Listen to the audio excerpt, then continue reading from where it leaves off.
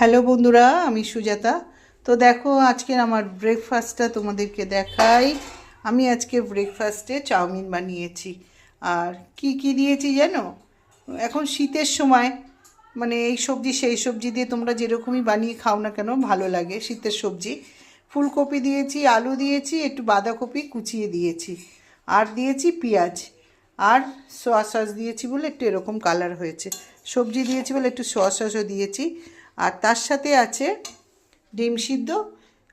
দিদি ডিম সিদ্ধ ছাড়িয়ে নিয়েছে, ওরটা আমাদেরটাও ছাড়িয়ে রেখেছে। আর পাশে বসিয়ে দিয়েছি চা। আমাদের একবার করে চা খাওয়া হয়ে গেছে, আবার খাবো। আর দেখো, এই যে আমার দিদি ব্রেকফাস্ট করছে। দিদির অনেকটা ব্রেকফাস্ট শেষ হওয়ার মুখে দেখাচ্ছি তোমাদেরকে। দিদি হাই কর।